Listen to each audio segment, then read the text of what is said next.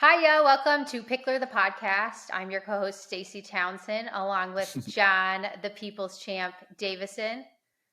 What's been going on, John? Well, I was just at APP Philadelphia commentating all weekend long by myself, and you're like, "Can we just do a podcast on Monday?" And I'm like, "Yeah, sure, no problem." But now I'm regretting it. So no, I'm kidding. But we have a pretty good guest today. He's won more U.S. Open golds, I think, than any other player. 4 national golds, already nominated to the Hall of Fame. Some people call him the GOAT, but I think he likes OG better last time I talked to him. So kind of a washed up has been Kyle Yates joining us. Welcome to the show, Kyle. Oh, thanks for having me. That's an accurate description. Thank you. Yeah. I think we did talk at last MLP, and you were like, "Yeah, I don't really like being considered in the GOAT talk, but the OG talk you like." I think that's fair. Now you've got some young players coming up that are doing pretty well. So, I think, OG fits me pretty well. I like when you played Wes Gabrielson, you had Joey Farias doing the bat the whole time between you and Wes when you guys played singles. Yeah, Joey and Johnny Goldberg and AJ have been doing that to me when if they see me on court and I'm playing well, they throw me the little goat noises. It's hilarious. So Kyle, where do we get this OG? How long have you been playing? How did it all begin? Give us a rundown. Fun fact, I am the only MLP player right now that also competed in the 2014 Nationals. Wow. So, yeah, definitely, I think OG, I've been playing since, 2011. I've been playing since, we had to use temporary nets and tape court lines tape courts at Nationals. So obviously now we play at Indian Wells, so things have changed quite a bit. But yeah, been playing since day one. It seems like some guys older than me playing, but I don't know any other pros besides Wesley Gabrielson that have been competing as long as I have. How old were you when you started? I found out what pickleball was when I was about 15. My uncle dragged me out to the courts one day to go play with him and his buddies, and I absolutely loved it, actually, and got hooked. But obviously I was in high school. I didn't have time to play very often, and I didn't tell any of my friends what I was doing on the weekends. But then in college, I had a lot of free time and started playing more and traveled for tournaments, and it spiraled out of control from there. Yeah, and then you were a college dropout. Exactly. Mad dropped out. It worked out for you, though, I would say. So far, so good. No regrets. No regrets? Not even one letter? So tell us about this evolution. So when you were in high school or college, did you ever imagine it would be where it is today? Close. Never imagined. I really just played for fun. I didn't even think I could do it professionally until maybe 2016 when the first U.S. Open pickleball championships in Naples kind of came to be. And I got lucky. I got a great partner that year. Played with Dave Weinbach and took silver in the singles. And I realized, hey, the sport is growing. I'm the youngest out here. I'm doing pretty well. I think if I stick with it, who knows what could happen. And I think that unknown was the big draw for me. I said I could potentially, make it big time, or hey, at least I can look back and say I had a lot of fun for a few years. But again, no regrets. Yeah, you were kind of the first mainstream pro, I guess you could say. So trailblazer. I guess I think a lot of that is because the first time pickleball was broadcast on TV, CBS Sports, was the U.S. Open, the first U.S. Open, and it was Dave Weinbach and I, and that was our match. So that kind of, I think kickstarted everything for me. Yeah, absolutely. And still getting gold medals even now is pretty crazy, especially with like all the talented tennis players coming in. I'm sure it's getting a lot tougher to get those results. A lot of good players these days, that's for sure. I know it's pretty much the reason I retired myself. That's why. You know, at one point I was top 50 on the APP tour, and now I'm like 200. So, Ouch. I know. So I'm retired. Hey, you're number one commentator in our hearts, though. Oh, thank you. I appreciate it. John's head's going like getting bigger and bigger as you talk. It cannot possibly get bigger, Stace. I can like if you see here the trucker hat, it's on like the last two little buttons there. I got 4 buttons here, so Yeah. You also got a lot of flow up top there right now, so that takes a little space up. Kyle, do you remember your payout from your first US Open? oh gosh, I remember my payout from my first nationals gold. I think it was $500 for the open men's doubles. I won with Wes Gabrielson in 2016. I'm pretty sure it was checked for $500. U.S. Open might have been a little more than that. It might have been like 1,500 or so, but it's definitely purse has gone up a little bit, over the years. I thought it would go up a lot quicker, but obviously MLP's put a lot of money in. The PPA's starting to put some more money in. APP's putting more money in, but still, you'd be surprised the prize payout. It's nice for a day of playing pickleball, but we still got a long way to go, I think, for people to really make a living out of it. So more money, you have more of these tennis players or more people investing more time into their craft. How has your game evolved? I know you're known, or at least in my mind, a very crafty, smart player. How would you describe your game and how it's evolved? Evolving is obviously pretty crucial. The game's changed quite a bit, and I've been playing as long as I have. And I think nowadays, like you said, back in the day, I felt like I was pretty crafty, a lot of sneaky stuff, tricky. These days, consistency and hand speed is kind of the main key. It's a lot more athletic, a lot more physical. So, I think I have to rein it in at times. Sometimes I like to get too fancy, and it's just the consistency is not there. So I have had to kind of tone it down, play a little smarter, a little more high percentage, stick to the fundamentals a little more, and grind out some of these young kids who just don't practice the fundamentals anymore. But yeah, you always got to keep getting better every year. It's not easy. I hope you're still saving room for some crafty shots. I think one of the main replays of MLP, their first event in 2021, was your behind the back. So I know you enjoy those shots for sure.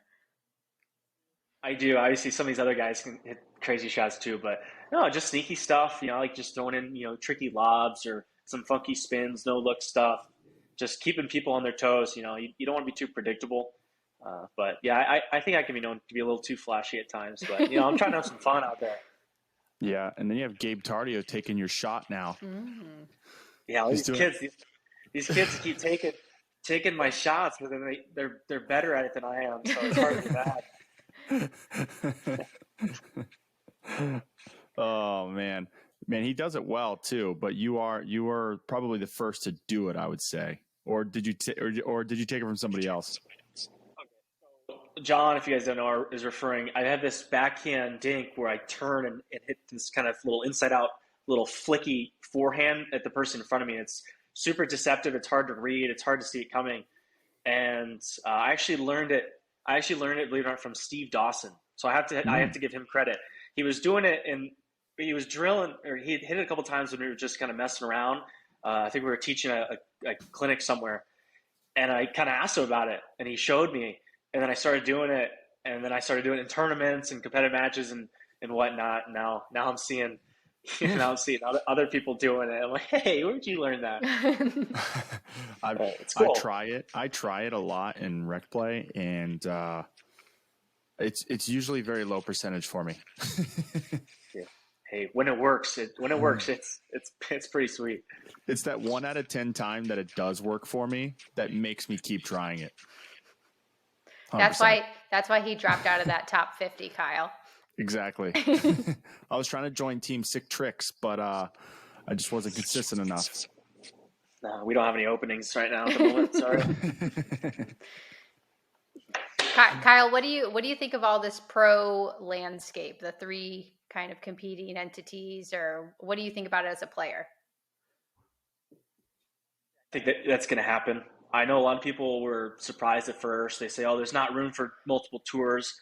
I think that's silly. And in fact, there's actually several other tours that are going on that people really don't even know about.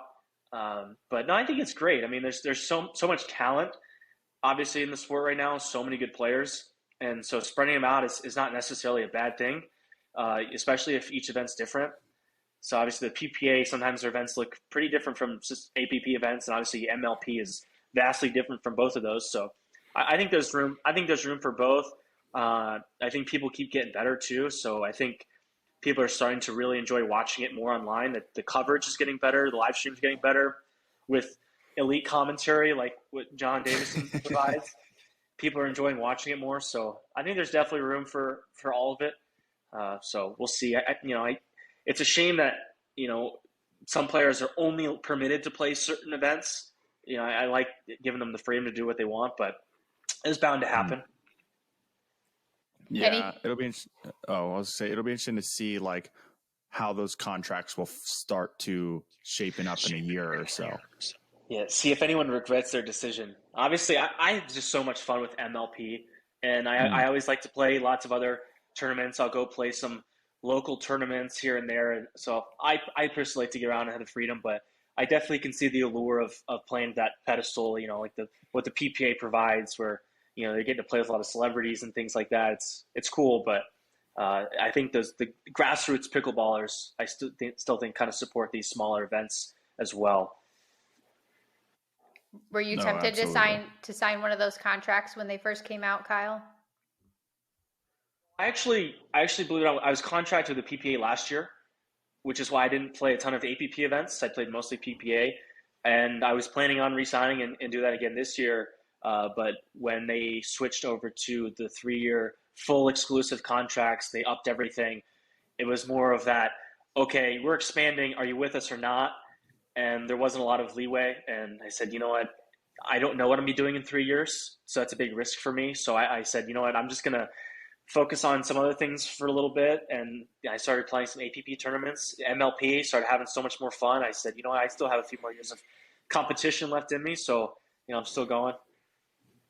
And let alone your own tournament coming up in Atlantic City, right? So new ventures on the horizon. Yes, new venture. So the mastermind at the U.S. Open Pickleball Championships, Jim Ludwig, and my PB 1965 business partner, Rainey Sussman, and I, the three of us, we're working on this Atlantic City Open, September 19th and 24th, the biggest indoor pickleball tournament ever. And it's been a lot of work, but I'm really excited for it. It's going to be a good one. And that'll be broadcast. The finals will be on CBS Sports also. Wow. So I'm really excited about it. It's been a lot of work, but it's nice to have a tournament on my own. I've played so many tournaments, but I haven't ever run one myself. I've had plenty to complain about all the other tournaments. But now it's, I got nothing to complain about. So I was just going to ask that. I was just going to, you took the question right on my mouth, Kyle. It's like, do you have a new appreciation for all the tournament directors out there? Of course. I mean, obviously it's so much work, but, playing so many tournaments, you kind of start figuring out all these little things, little details where you can start improving. So hopefully, people are going to have good reviews of my tournament, and obviously we'll do the same. We'll just try to get better every year. My biggest question, since it's in Atlantic City, will there be betting? Oh, absolutely. If Goldberg's going, is Goldberg going? Because then there'll definitely be some betting. Gosh, I hope so. I would love to have him there for the entertainment value alone. Yeah, I might have to go then. When is it? It's coming up, right? Mid-September, the 19th to 24th. There's no other tournaments going on that week. It'll be fun. It's right next to the beach, beautiful boardwalk with the beach, and obviously the casinos. And so, like I said, I'm excited about it. I've been in that area a bunch to do clinics and teach, and so it's nice to bring a big tournament to that area. There's tons of pickleball in that area. They deserve a big tournament there. Who do you have on the commentary team, Kyle? Because you just said I'm elite, but I haven't got the invite yet. So.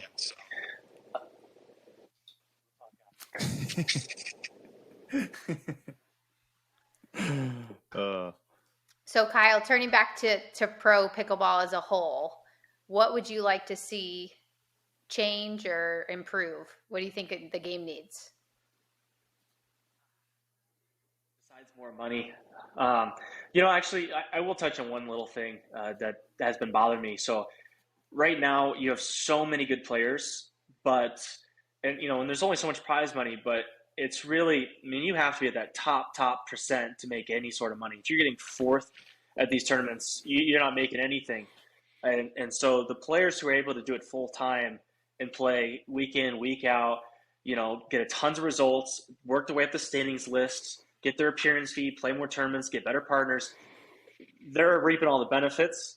I feel for some of those players who, are getting fifth place at every tournament, and gosh, they're, a top 15, 20 player in the world, but it's tough to make any money that way. So I'd like to find a way to kind of fill out a little bit more. I mean, you go watch a golf tournament and maybe 30 guys make the cut and they're all getting, thousands of dollars. So right now if you're not medaling, you're not making any money, but we'll see how that happens. That's another thing I like about MLPs. All the players they're playing, they're committing a whole weekend, playing all these events. They're putting on a show for people on TV or on stream, and they're all getting paid. We all get checks for showing up. You obviously get bonuses for doing well, but it's tough to pay. It's tough to pay $300, pay for your flight, fly, take the whole, go the whole weekend, play this pickleball tournament, get fourth place 2 days in a row, and not make any money. And you're losing money. It just, something like that. That's tough. And obviously, not everybody can be a pickleball pro. But man, if you're top 4 in the world, you should be, at least covering your entry fees, right? Mm-hmm. Yeah. So it's kind of like the pay by round structure, possibly. So the more you go, the higher you get. You get paid incrementally.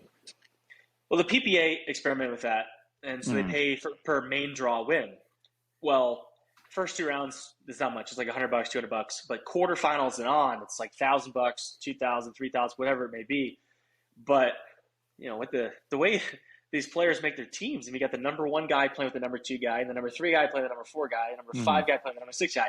So if you're like the 10th ranked guy and you're playing with the 12th ranked guy and you lose in the quarterfinals to the number 1 seed, you're not making any money. So obviously there's definitely, what I'm trying to say is there's room for improvements here to figure out what works. I think the sport's so new. They're still experimenting with different, formats. I think they'll figure it out eventually. It's just right now there's some growing pains. Yeah, absolutely. I mean, each tournament's definitely flirting with new ideas. So, I mean, as long as the players get taken care of, like you said, at the end of the day, the more players getting taken care of, the better for the sport as a whole. If you're on the live stream and you're putting on a show and you're making it deep in a bracket, I mean, you're providing entertainment. It's tough to just not even get a check at the end of the day. So you're actually paying money. You're flying out there. You're staying in a hotel, possibly renting a car. I mean, there's so much that goes into this, and I think over time, if they don't find a way to help out more players, then where's that tour going to go? You can't have a tour with 3 teams. I mean, you need those 15, 20 teams every time, or it just kind of starts falling apart. So we'll see what happens. Yeah. I mean, you need the people like me to help donate to the pros. Yeah, exactly. Well, and another crazy thing though too is because back when I started, there wasn't prize money. Okay, there really wasn't. I flew to California, played a tournament, won gold. There was no prize money. It was for a medal and bragging rights and seeding at nationals. That was all he really played for. And that was fun, but after a while, it's like, man, I got to start making money at this, or I can't do this anymore. And so I actually remember talking to John Golo, who was the founder of the Tournament of Champions. And I told him, I said, look, I love playing professional pickleball. I want to do this more often, but I got to start making money. And he listened and started putting more prize money into his tournament, the Tournament of Champions. It was the highest paying tournament for several years. And he started paying deeper. He started paying top 6, which was the first time ever. Nationals only paid top 3. So definitely over time, people start figuring things out, and the sport's just going to keep growing. So, we'll see what it looks like in a couple of years. Yeah, well, I think too with the competing tours, and we talked about this when they were first really competing, and we started this Pickler podcast. Stacie and I were talking about how it kind of reminds me of the UFC and Bellator and MMA stuff, right? Like players can pick whatever tour they want, and the tours will fight over those players. So at the end of the day, the players come out on top, like that. So that's the goal. The player, like, hey, I'm a genius. You know what I mean? Yeah, MLP's like, all right, you want to take some of the players. Well, we're just going to throw $100,000 in the purse. So now everyone wants to play with us. So, but Yeah. you're right. The competition's probably good for the players, but Mm-hmm. we'll see how it goes. Yeah, definitely. And speaking of MLP, are you going to win it this time around or what? If you ain't first, you're last. Ricky Bobby. So tell us, get everybody up to speed. I'm not sure all of our fans know. Kyle was previously on the bus. He was traded to the Hard Eights. What was that process like? Where's your head at? I'm excited. It's always a weird feeling getting traded, but I love my team. I really do. I love the bus too. I can't say enough good things about them. I mean, I had so much fun with them. I mean, I got with Ed and Lika, Wes Burrows, Millen Rain, Lauren Stratman. I mean, all four of those people were so much fun to play with. We competed. But I felt like we got really unlucky. We deserved to win a couple more matches. But, at the end of the day, we went out there. We fought as a team. Everyone kept their head up. I had a blast with them. I was ready to go to battle with them again in Columbus. And then I got the text saying, hey, just thought you should hear from me first. It was my owner. And, we accepted a trade for you.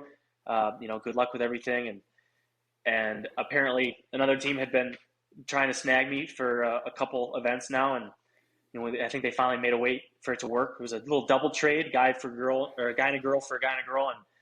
And so now I'm playing with, like I said, Hard Eights with Andre Daescu, really good friend of mine. Last time I played a tournament with him, we won gold. And then we also have Georgia Johnson, who just won gold in Philly in singles. She's awesome. I'm excited to be on her team. It's always nice to have a Johnson on your team. and then there's some news. If you guys haven't heard the official announcement, we also were able to pick up Sierra Gayton basically today. I don't know when this airs, but we just picked up Sierra Gayton, so that's our team. So Sierra, Georgia, Andre, and I, and we're pretty excited for Columbus. We think we're going to be a strong team. Yeah, I remember you talking about playing with Andre and how you just like playing with him because the dude will not quit. He's a gamer. I love that guy. I've known him for a long time now, actually. I remember when he first invited me over to his club, Ballin Isles over Palm Beach, just to do like an intro pickleball clinic there to get pickleball started at his club. And he was still pretty new to pickleball, but just seemed like a really, really cool guy, super appreciative. And then we ended up playing some local Florida tournaments together, and I'd go over and practice with him some. And so having a lot of fun with him. And obviously he'll compete. Man, he does not quit. He's big. I like having big, tall, strong guys to put the ball away for me. So yeah, it'll be fun. I think we're going to be a pretty strong team. It's only a matter of time, Kyle. A big, strong guy right here. I'm hiding the muscles behind the sleeve, but they're there. Sure. You might be waiting a long time, Kyle. Yeah. When I might have to come out a retirement tour, and then when Kyle's retired, we'll come back when we're 40. Or maybe you'll make your debut on the senior tour together. Yeah, I think I'm just gonna wait. I'm gonna wait 20 years. And make my comeback. you know how good of a movie that would be. I literally take a break for 20 years and come back. The problem is I'm gonna have to be playing like you and like a Tyson McGuffin, who Tyson's probably like still in shape, like he's still doing all this CrossFit stuff at like 50 years old. Right. Gonna kick my ass. Right. I mean, watching some of these seniors play these days, like Paul Olin or Matthias Johansson, or Mircha, these guys are insane how in shape they are. Yeah. I mean, I can only hope I move that well when I'm 50. I know. Matthias has like every single piece of his body bandaged up in a brace and still runs circles around people. I mean, I watched him play. I watched him play in St. Louis. He was playing Dylan Frazier, and Dylan's one of the best singles players out there. He just got second at TOC in singles. He only lost to Ben, and it was a good match. This guy's hitting something. This kid's one of the best players in the world, and I think it might have gone 3 games actually. Like unreal. He can just smack it hard. It reminds me of Marcin Rospetsky. Weren't you one of the first ones to beat Marcin? Oh, don't bring that guy up. Honestly, Marcin, one of my favorite human beings on the planet. But it was so frustrating because he gave me so many silver medals. Wow, you finally got the first win on him. Was it Nationals or U.S. Open? I've only beaten him. I've got gold against him once, and it was his last tournament before he ended up going in for knee surgery. So I put him into retirement apparently. but no, yeah, if you guys don't know, this guy Marcin Respetsky won every singles tournament for like a year and a half. Beat the U.S. Open final, TOC final. I remember watching him play Ben. What was it? Actually, he played Tyson. He beat Tyson in the singles final at Nationals. This guy was 40-something years old, beating everybody, and had to go get knee surgery. And with complications, he still hasn't recovered. It's been a couple of years. So one of the nicest guys in the world. So I feel bad. I'd love to see him back competing again someday. He moved down to where you're at now, right? South Florida? I think he's in Florida now. Yeah. Yeah. Well, there you go. Maybe he'll make a comeback. I hope so. We'll see. But I think the bottom line is don't sleep on the seniors. So, no, point taken. I love watching the seniors. They're incredible. Kyle, you've been around for the game for a long time, as we've talked about. What has been the biggest mental shift? So when you first started playing, you were playing for fun and for medals, right? Those nice plastic medals. Now you're playing for some serious money and your livelihood. How's your mindset changed? Older, so my focus now is more on recovery than anything else. I used to be able to just play all day every day and never get tired or never be sore. Now it's I go play for a couple hours. All right, let's go ice and stretch and do all that stuff. So that to me has been the biggest thing is staying fit. I've had some issues in the last couple of years with that. Just a couple little nagging injuries that just I used to recover pretty quick, and so I think focusing on that helps. So staying in shape is a lot more important now for me personally. And obviously the game's getting more and more physical. The points getting longer, the game's getting faster, everyone's getting stronger. People are working out, training more. Back then, most people had day jobs and would play pickleball, on the side. Now, all these people are doing it full time. So they eat, sleep, breathe pickleball and practice every day. So it's really tough to keep up if you're still, you still got to go, do, work a real job. So it's tough, but it's still so much fun.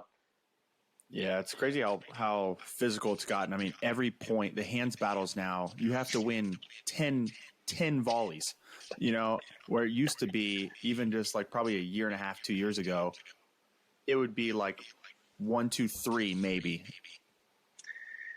Yeah. And who I really feel for are some of the women, the women's, if you watch any of the women's pro doubles, some of those points just are insane. It wears me out just watching. But yeah, it's crazy. I mean, what it takes to win a point these days is absurd. But it just makes it more and more fun. Yeah, it's better for the fans too, which is good for the TikTok reels as everybody keeps sharing. And pickleball's been a real family affair, I feel like, for you, Kyle. I've met your sister on the courts, your mom, your stepdad. Talk about how pickleball's been more than a career. Family affair. Well, obviously my uncle got me started, and so then it was just he and I playing, and I would play some tournaments with him. And then my mom picked it up and started playing. And my mom had never played tennis. She was a golfer and a gymnast, but found pickleball, loved it, great group of friends. She plays all the time. And then she got my stepdad Larry into it, so they would go play, and now they got their group of friends they play with a ton. And then my sister started playing a little bit. My sister actually played college soccer and tennis. She's a great athlete. And so I got her playing some pickleball. I played with her at the U.S. Open in the age division one year. We played nationals together one year. She's had a couple kids since then, so she hasn't been playing that much. Somehow it just takes away from her pickleball training, having that. But yeah, it's crazy. The whole family loves it, which is cool. Actually, my sister's built a court in her backyard. Oh, wow. So I'm jealous. But yeah, now my mom and my stepdad are referee coordinators. So they actually train referees back home like every week, and then do a lot of the APP events and do reffing. And actually what's funny is they were on Tennis Channel before me. Now, I grew up playing tennis. I wanted to be a professional tennis player, and then I started playing pro pickleball. Was #1 in the world. I thought I'd get on Tennis Channel first in my family, but no, my mom made it. My mom and my stepdad, they made it on first, refereeing a big PPA tournament last year, and I mean, it was pretty cool to see them on TV. I'll be honest. That's yeah, hilarious. I bet they were happy to beat you there. Yeah. To the mainstream TV. Yeah, who would have thought? It is cool though. That's amazing. I know they do so much for the sport. I feel like they're traveling around the country, maybe even more than you, Kyle, because I see them on the live streams pretty much every weekend. Gosh, I mean, it's a full-time job too for my mom. She's doing referee stuff all day, every day. I mean, it's a lot of work. And Larry, my stepdad, he's a full-time veterinarian, so he actually has to go to work every day, then plays pickleball afterwards, and then refs on the weekends. So they stay busy. Wow. I don't know how they do it. Yeah, those are long days of standing there, and refereeing is harder than it seems, because it's like you're so locked in on that kitchen line that it's hard to keep track of everything else, and then you have to keep track of the score. I'm too ADHD to be a ref, because I'm like, I forgot what the score was, I forgot which line to look at. Yeah, it's wild, and what's really funny for me to see too is how much they love it. I mean, they love it, and obviously they're so important. I mean, without referees, how do you have a professional anything? But they love it. I mean, they take so much pride in it, and I've been known to give refs a hard time occasionally, but lately, seeing how much work my mom puts into it, and how much they really how serious they really take it, and how much pride they take in it, I definitely have eased up a little bit on them, because it's really not easy. Yeah, definitely not. I feel like your on-court behavior has come a long way since the early days of Kyle Yates. Yeah, I gotta find a way to bring some of that. I gotta find a way to bring some of that fire back, but in a more positive, way. So I've been taking some lessons from Ryan Sherry. He's been teaching me a lot. So we'll see if it pays off. Has he taught you any hydration methods before a tournament? You know what? He's taught me a lot. I think the biggest thing he's taught me is this sleep deprivation training, where because me, I like to get a full night's sleep. I need my beauty rest. But he's like, no, what you got to do is you have to go basically a whole night with no sleep, and then play all the next day. And so that way, whenever you go to a tournament, no matter how little sleep you get, you're ready. He said, so you'll never feel as bad as we did that one day in practice. So you'll never feel that bad. So no matter how bad you're feeling, you're going to be okay. So I think he's onto something. I'm gonna have to try that. I mean, he has some wheels, especially for his size as well, and it's crazy how long he can last throughout the day. It's impressive, and I've practiced him for singles so many times. I mean, for years we've been playing. I remember the first bunch of times I play him, he wasn't very good, and I'm like, man, this guy, he was so good at tennis. He should be better than this. But I just wasn't sure if he was going to figure it out, and he just got a little bit better, and now he's one of the best players in the world. So I'm super stoked for him. But the guy's there's only one Ryan Sherry in the world. Absolutely, and he has the best interview of all time in pickleball. The North Carolina one. Yeah, specifically. Yeah, exactly. He's just being himself. He's not pretending to be anybody else. He's out there. He's just going to be himself, and I respect that. Yeah, absolutely. I mean, you love the personality in the sports. Like, you can't just have a bunch of robots out there. Well, there's a couple that I think are robots. I think J.W. Johnson is a robot sometimes. Yeah. But yeah, we do have a lot of cartoon characters too, which makes things interesting. Oh yeah, you definitely need that. Yeah, I feel like you have like a DJ Young is kind of like you when you were younger. Kind of the trash talky. Oh, I thought you meant tall, dark, and handsome. No, not that. But kind of, that the edge to the game. He's one of those guys that does it well. And he owns it, and he can back it up, so it's fair. Mm-hmm. You played a tournament with him recently. Yeah, I've played 2 tournaments with him and got a couple medals with him. Yeah, love playing with him. Yeah, the shots he's able to hit is unreal.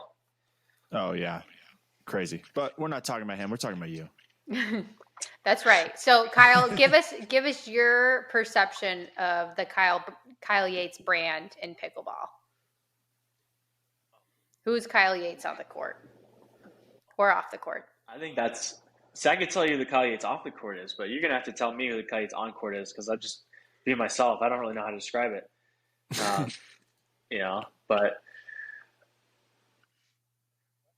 I don't really try to stand out as anything. I just doing what I'm doing. Definitely, like I said, definitely trying to just stay at the top of the level as much as possible. Keep training, stay healthy, try to be a good partner, try to be someone that people are going to want to play with, try to be someone that people are going to want to draft in an MLP team. So I think those intangibles go a long way. You got these kids that are coming, they got a lot of talent, can hit every shot in the book, have all this energy, but I think experience still is a big factor. Composure at the right times, and so I think I bring all that to the table as a professional. But it's funny. I think I've evolved quite a bit. I've been playing for so long. I've grown up quite a bit. So I think my demeanor might be a little different, but that's for the viewers. To say I'm too busy locked into what I'm doing. I try not to pay attention to everything else that's going on, and sometimes it gets me in trouble. Because I don't necessarily have a filter when I'm out there competing. I'm hot, I'm sweaty, I'm dialed in, I'm doing my thing, I'm stressed out, I'm frustrated, there's so much going on. So you don't really know what's going on around you sometimes, or how you appear to other people. But I remember back in younger days where I'd be yelling and fist pumping and screaming and doing stuff, and people were appalled, like, oh, what a hothead. Now it's like, yeah, everyone does that. Everyone yells and screams, and the crowd loves it. So I think the game's changed a little bit. So I love that. So I'm trying to get my fire back. Yeah. Do you think the sport needs more of that intensity? I think we have a good amount right now. Yeah. I think we have a good amount. Well, look, the great thing, too, is, obviously we're out there competing and it's hot, out there, and we're getting fiery. But when the match is over, everyone gets along pretty well. I can't tell you anyone in pickleball that I would be afraid to go sit next to, at a table to eat lunch. It's like I like everybody. I really don't have anything negative to say about everybody. Obviously, some people have their quirks and whatnot, but for the most part, everyone seems to get along fairly well. There's obviously a few outliers sometimes, but like I said, in general, I like to think that I get along with most people, and some of the people who in the past maybe didn't like me as much. Hopefully, we've kind of gotten past that. And like I said, I used to see these people every weekend. So why have any animosity or hold a grudge against anybody? It's not worth it. We're out here just competing, doing our best, trying to play some pickleball. Yeah, absolutely. I definitely agree with that. And kind of changing topics, you're one of the only few who has played with the same paddle for literally 10 years. When is Kyle Yates in Paddle Tech going to have a new paddle? Soon. So we're working on it. But yeah, crazy, right? I've been using the Bantam EXL, the Paddle Tech Bantam EXL, since summer of 2014. Mm-hmm. So, I'm no math magician, so you tell me how many years that is. Crazy. I don't, they gave me my first sponsorship right after my first nationals in 2014. And I've been with the same company for, 8 years now? And I'm really proud to say, I haven't done a formal announcement yet, but I did just recently re-sign with them for another 2 years. So we'll be going on a full decade of partnership. And I'm really proud of that because, you get a lot of people shopping, moving around, switching paddles, switching allegiances. Mm-hmm. And for Paddle Tech to invest in me that early on and then to stick with me through basically everything, that says a lot about them as a company and as a lot of Curtis Smith as an owner and shows that they value loyalty and family, and I think I made the right decisions starting with them. Yeah, I like that paddle too, the Bantam EXL. I played with that for quite a bit. It's a great paddle. I honestly don't know why more people don't use it. So obviously Irina Tereshchenko uses it on the women's side. Annalee Waters uses the TS5 version. It's just a little bit lighter, but it's a great paddle. It's got awesome pop. Sure, it doesn't feel like it's got the same kind of grit or grab that some of these newer paddles are with their textured surface. But I do get a decent little grab on it. But the pop you get from it just, I think, makes up for that. The ball really jumps off. So my game is a lot of kind of pokey, punchy volleys, and I think the Bantam kind of suits me. I don't necessarily take big swings on those. So I like it. We're definitely working on some upgrades to kind of keep evolving as everyone else does. But man, that paddle stood the test of time for sure. Yeah, I thought it was funny the last time we played each other. I think it was like last year at Simone's tournament we played each other, and I was using that paddle. We had the same color paddle. We had the same shoes on. We had the same color shirt as we're walking onto the court. I'm like, oh my God, we're literally matching like to the T. And then you smoked me. So twinsies. How did everyone tell us apart? I don't know. It was probably the height difference. And maybe my strokes were a little bit better than yours. But other than that, it was tough to tell. Did I play with Andre in that one? Yeah. The first round. Yeah, I remember that. Yeah, in Tampa. Yeah. Yeah, that was a good Cliff. Yeah. Oh, yeah. That was a good match actually. I remember the first game was actually pretty close. Yeah, and then the second game was not. Yeah, no. Close. No. Usually that works out for me. The first game is pretty okay. I'll sneak a game off the top team, and then after that, it's like not good. It's all right. I got to break that pattern. Well, congrats on re-signing, Kyle. I think that also says a lot about you that they wanted to stand by you for 10 years. So congratulations. Yeah, we'll see. Well, I want to circle back to one thing you said, because I'm kind of surprised that you said, I want to get my fire back a little bit, or I want to get the fire back a little bit. I played softball for a long time, so I can imagine being in pickleball for a long time. You've kind of done it all. You've won nationals, you've won US Open, you've won TOC. So how do you stay motivated, or where does this? One of these. I want to win. I want to win MLP. I really do. I got second last year. We had a great team. The Chimeras, awesome team. We were just short in the finals against the number one player in the world. But what was really hard for me actually was right after COVID, coming back.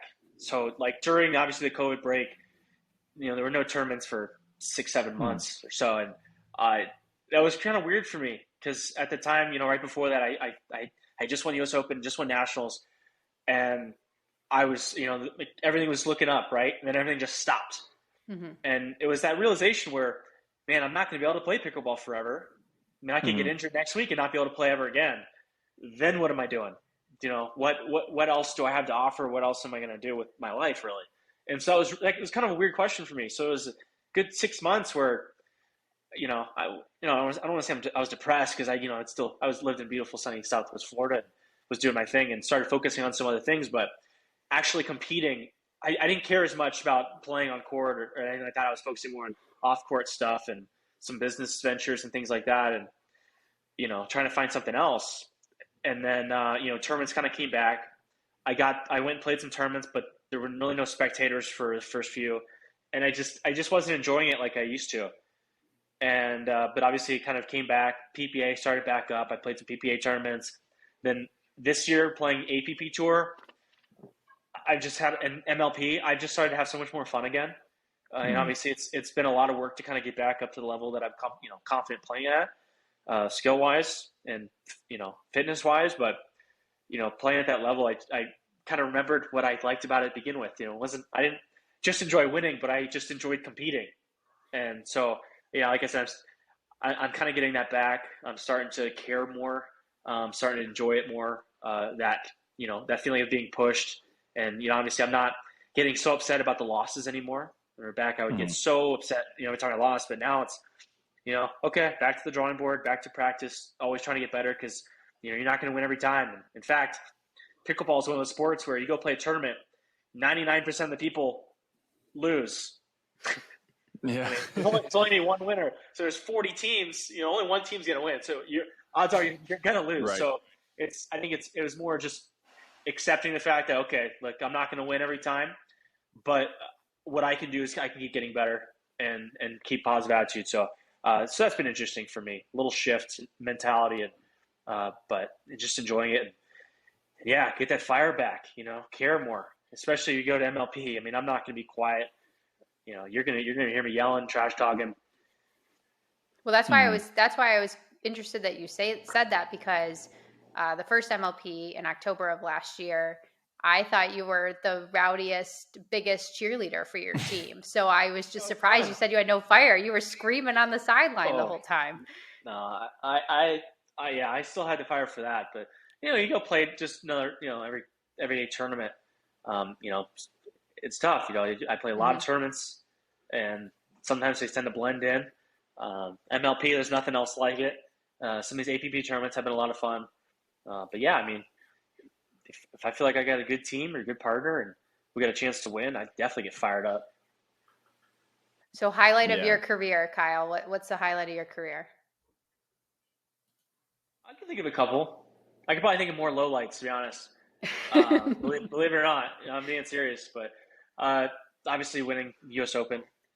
And I couldn't tell you, I don't know which one hit me more or hit me harder, was winning the first one or winning the last one. Same thing with nationals. Winning the first time I won nationals was amazing, but then being able to defend the titles is something else. Winning U.S. Open one year with my sister in the age bracket was a lot of fun. That would probably be the happiest encore I've been. But yeah, I mean, there's nothing like that first U.S. Open. That was crazy. I couldn't believe it. I don't know if you guys ever heard this story. The first U.S. Open, I was supposed to play with a guy. I got fourth with him at nationals, but a couple months before the U.S. Open, he ended up bailing on me to play with somebody else. So I was out of partner, and I had played with this guy, Dave Weinbach, a couple times in little small tournaments. He did well, and he wasn't playing. And so I called him up and said, Dave, come play the U.S. Open with me. It's gonna be a lot of fun. And he didn't want to. He didn't want to go down to hot, humid Florida. He's from Wisconsin. He's like, no, I don't. Maybe next year. I don't really want to do it. I said, Dave, come on, please just come play with me. It's gonna be a lot of fun. All the best players are going. The number one ranked players in the world, Daniel Moore's going to play. He's playing with Wes. They're probably gonna win, but I think we can take them. Come play with me. And so he comes down and he plays, and we were not seeded.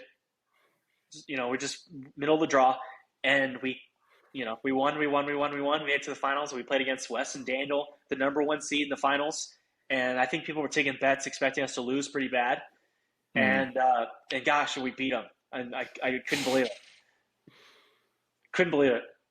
So that was probably the highlight, because that was the first realization, oh my gosh, we just won the U.S. Open. So that was a big shock to me. Absolutely.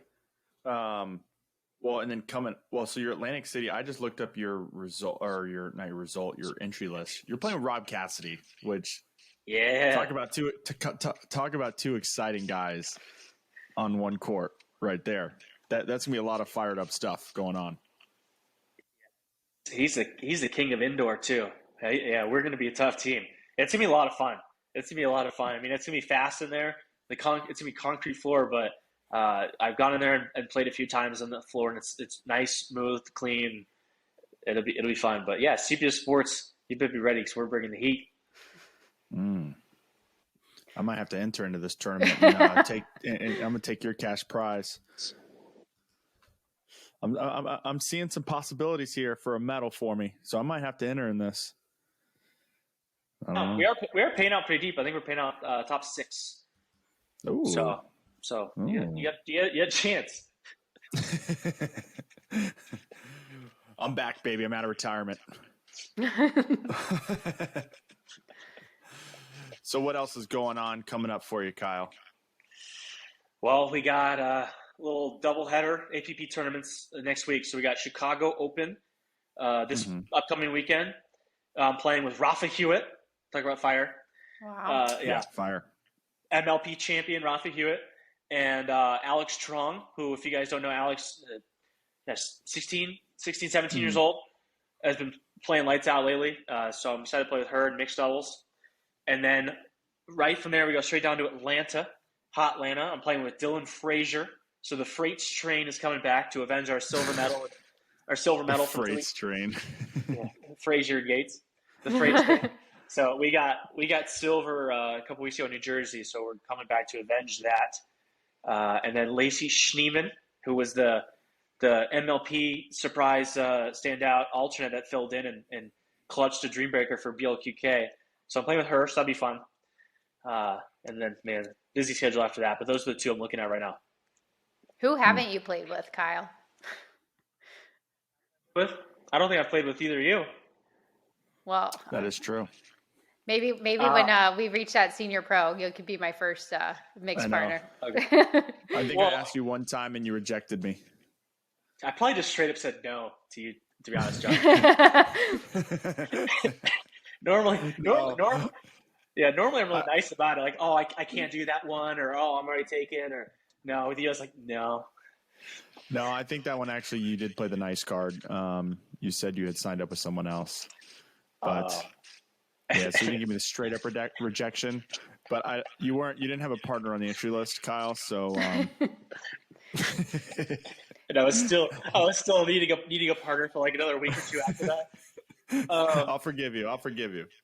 Yeah. No, there's some guys that I haven't played a tournament with that I still really want to. So obviously, I mean, JW Johnson would be a lot of fun to play with. We've played a couple smaller events, but not like a tournament. Mm-hmm. And we were actually supposed to play nationals last year, but with the whole COVID requirements, I ended up not participating. So I don't know if I'll get one with him, but that would be fun. And Tyson McGuffin, I've always wanted to play a tournament with him. I never got around to it. Who else? I mean, there's a lot of new players these days that would be a lot of fun. Like someone like a Travis Redmeyer, he's kind of new MLP standout. The guy buys a team, then drafts himself, and everybody gave him a hard time about it. Like, look at this joker, and he ends up being really good. So I think it'd be fun to play with him someday. But yeah, I've had a lot of partners. I've had a lot of different partners, and you see some teams that kind of stay together for a while, which is cool. And I've had the opportunity to play a lot of tournaments, just the select few. I mean, I've got to play with obviously the real GOAT, Ben Johns. A bunch. Not in his prime though. I didn't get to play with him in his prime. I got it before his prime. Before he was, really, really good. Pre-prime. Back when I would stack him on the right side. I got to play with Simone Jardine, which in what I thought was her prime, but here she is still winning gold medals. So I mean, playing with legends like that is awesome. But then now I get to play with some younger people. Now it seems like half the people I play with are younger than me. I play with Dylan Frazier or DJ Young. They're younger than me, and so it's kind of funny where I feel like I'm kind of that. I don't want to say I'm their mentor, but in a way, like I'm the experienced one on the court. Mm-hmm. Where honestly, in my career, I always felt like I was the younger, less experienced one. I'm playing with a Wesley Gabrielson who had more years on court. I'm playing with the Dave Weinbach, who's obviously like a little bit older than me. Guys like that. Now it's like, oh man, I'm not the old guy. This is not good. You're gonna have to start breaking out like the New Balances. Yeah, so tucking in my shirt like Althoff merchant. Yeah, there you go. Well, you had to the MLP uniform, right? Yeah, I think you did the soccer tuck, right? Oh yeah, it was a dress. They got my size a little bit. And I told them I was a medium, but the sizing it was a little too big, so the shirts were a little baggy. And yeah, I did, tuck it in the front, like soccer tuck. Hey, it worked. Get new jerseys. Wow. I'm getting new jerseys now, so maybe these will fit me better. Oh yeah, isn't that the thing where teams can have their own uniforms now? Yes. Yeah, there's certain requirements, but we don't have to wear the jersey they provide. We can basically have our own shirts as long as the colors match our team and they still have the MLP logo and the team logo on it. So I don't know if I'll get creative. I might just stick with the jersey they give me. I kind of like them. They're just, like I said, they was just a little big on me, but I guess I'm a small. Yeah. Yeah. You have to fill out some of those arms there in the chest to make it fit a little better. Trying. Well, before we get off here, Kyle, any last words for the fans worldwide? tens of fans all across the world. No, it's crazy. I mean, I appreciate you guys having me on. I think I bring a little different perspective than a lot of the people just because I have been playing for so long, and just seeing how much the sport's grown is crazy. I mean, it really is. Just seeing it go from, I didn't even want to tell my friends I was playing, to now it's like I have no problem telling someone I'm a professional pickleball player. I think it's cool. But back when I started, I would go to the villages and practice on the weekends, and I wouldn't even tell my friends where I was going. I was embarrassed by it. I'll admit, but now I'm not embarrassed by it. I mean, you're seeing it all over. It's exploding. Everyone loves it. You're seeing all these celebrities playing. So I can proudly say that I was a professional pickleball player before it was cool. Trendsetter. That's right. The OG, officially the OG. Yep. Well, Kyle, you're gonna have to come visit up here in Jax sometime again, because if you visit, we've had some good times on the ping pong table at Pete's. You're running the table. I gotta check the surf report. It's been a flat summer in Florida. We need some hurricanes. Oh yeah, well, whenever there's some surf up here, come up. We'll go run the ping pong table again at the local dive bar. Sleep deprivation training like Sherry. We'll go play the next morning. Exactly. Well, Stacie, that's all I got for arguably the GOAT here. Anything from you before we sign off? No, this is great. I'm just glad Kyle left the door open. If we do want to play another tournament, John, we may have a partner to play with, so we'll have to reach out. But Kyle, thank you so much. You absolute pleasure to be on the podcast, and looking forward to watching you compete over the next couple of weeks, including at your own tournament in Atlantic City. If anybody is listening, please check it out. And if they want to play on an indoor surface and take claim to maybe Kyle's own tournament, beat him at his own game. And go check Kyle out on social. Check Pickler out at thepickler.com. Sign up for the biweekly newsletter. It's for free. Get the best tips and tricks in the game. And John, you want to take us out? Yep. So Kyle, we cheers the camera every time that we sign off. I don't have my Pickler cup, but we'll sign off. So cheers. Thanks for joining us. Pickler out. Boom.